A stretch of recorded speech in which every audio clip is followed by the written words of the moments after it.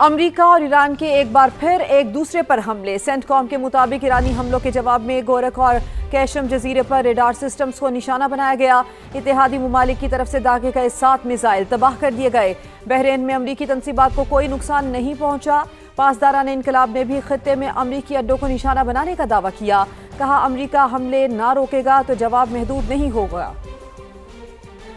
ایک طرف مذاکرات، دوسری طرف حملے۔ ایران اور امریکہ آمنے سامنے۔ آبنائے ہرمز میں کشیدگی برقرار۔ امریکی سینٹکام کے مطابق ایران میں گروک اور جزیرہ قشم میں ریڈار تنصیبات کو نشانہ بنایا۔ اتحادی ممالک پر داغے گئے 4 ڈرون اور 3 میزائل بھی مار گرانے کا دعویٰ۔ امریکی فوج کے مطابق بحرین میں امریکی تنصیبات کا کوئی نقصان نہیں ہوا۔ ایرانی پاسداران انقلاب نے بھی بھرپور جواب دیا۔ خطے میں موجود امریکی فضائی اڈوں پر میزائل داغ دیے۔ دعویٰ کیا کویت اور بحرین میں امریکی اڈوں کو بیلسٹک میزائلوں سے نشانہ بنایا۔ بغیر اجازت آبنائے ہرمز عبور کرنے والے 4 ٹینکرز پر فائرنگ کی۔ پاسداران انقلاب نے آبنائے ہرمز سے تیل اور گیس برآمدات مکمل بند کرنے کی دھمکی دی۔ کہا نتائج کا ذمہ دار امریکہ ہوگا۔ مشرق وسطیٰ میں جنگ کی آگ بجھانے کے لیے پاکستان کی مسلسل کوششیں جاری۔ ثالثی مشن پر ایک بار پھر وزیر داخلہ محسن نقوی تہران چلے گئے۔ فیلڈ مارشل سید عاصم منیر کا خصوصی پیغام ایران کے سپریم لیڈر مجتبیٰ خامنہئی تک پہنچائیں گے۔ وزیر داخلہ محسن نقوی نے ایران روانگی سے قبل وزیر اعظم شہباز شریف سے خصوصی ملاقات کی اور دورے کی تفصیلات سے آگاہ کیا۔ وزیر اعظم شہباز شریف نے محسن نقوی کو خصوصی ہدایات کے ساتھ رخصت کیا۔ وزیر داخلہ محسن نقوی کا دورہ ثالثی کی کوششوں کا حصہ ہے۔ امریکہ اور ایران کے درمیان کشیدگی کے خاتمے کے لیے محسن نقوی پہلے بھی 2 بار ایران کے دورے کر چکے ہیں۔ اس دورے میں بھی محسن نقوی ایران کے رہنماؤں ملاقات کریں گے۔ اہم خبر، مشرق وسطیٰ میں جنگ کی آگ بجھانے کے لیے پاکستان کی مسلسل کوششیں جاری ہیں۔ ثالثی مشن پر ایک بار پھر وزیر داخلہ محسن نقوی تہران چلے گئے ہیں۔ فیلڈ مارشل سید عاصم منیر کا خصوصی پیغام ایران کے سپریم لیڈر مجتبیٰ خامنہئی تک پہنچائیں گے۔ وزیر داخلہ محسن نقوی نے ایران روانگی سے قبل وزیر اعظم شہباز شریف سے خصوصی ملاقات کی۔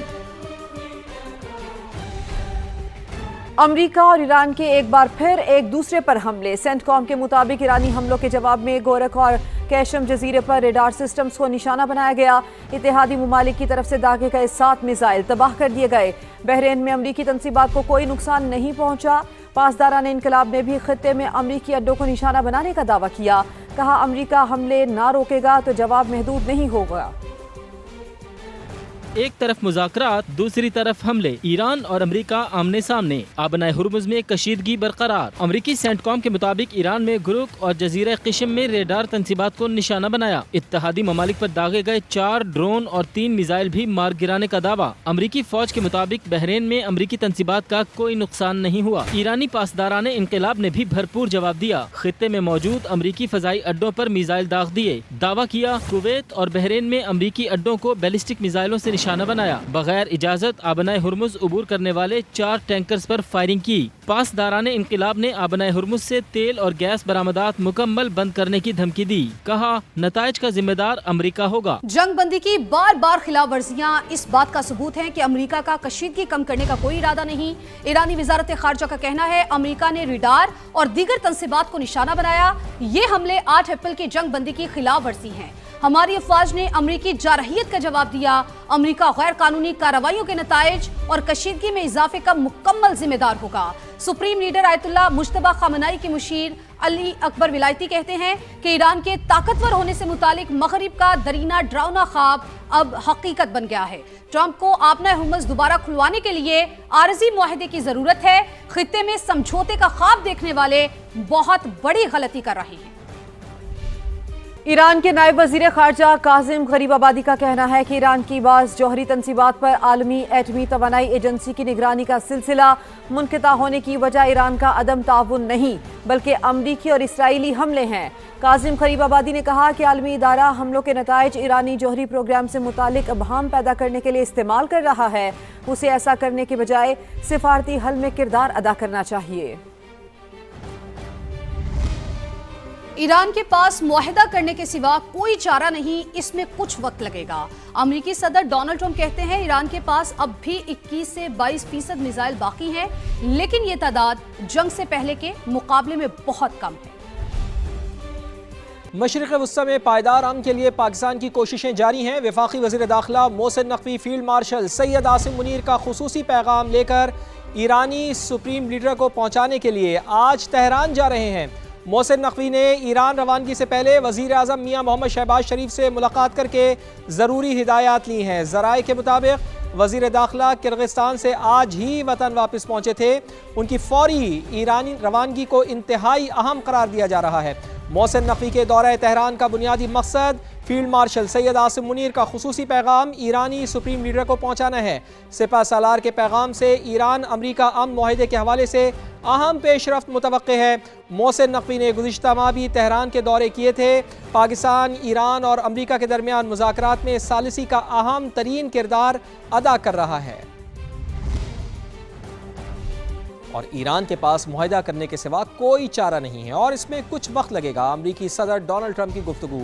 مزید کہا کہ ایران کے پاس اب بھی 21 سے 22% میزائل باقی ہیں، لیکن یہ تعداد جنگ سے پہلے کے مقابلے میں بہت کم ہے۔ امریکی صدر نے کہا ہے کہ ایران جنگ کو ابھی تیسرا مہینہ ہے۔ ویتنام جنگ 19 سال چلی تھی۔ لوگ کہتے ہیں کہ آپ کب جیتیں گے، لیکن مجھے اس سے کوئی فرق نہیں پڑتا۔ تو ایک طرف مذاکرات تو دوسری طرف امریکہ اور ایران کا ایک دوسرے پر حملوں کا دعویٰ۔ سینٹ کام کے مطابق ایرانی حملوں کے جواب میں گورک اور قشم جزیرے پر ریڈار سسٹمز کو نشانہ بنایا۔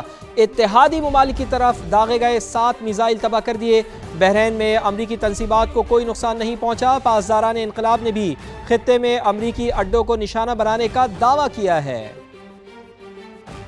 اب نئے ہرمز میں کشیدگی برقرار۔ امریکہ اور ایران کے ایک دوسرے پر پھر وار۔ امریکی سینٹ کام نے دعویٰ کیا ہے انہوں نے صبح سویرے ایران میں گورک اور جزیرہ قشم میں ریڈار تنصیبات کو نشانہ بنایا۔ اتحادی ممالک پر داغے گئے 4 ڈرونز اور 3 میزائل بھی مار گرائے۔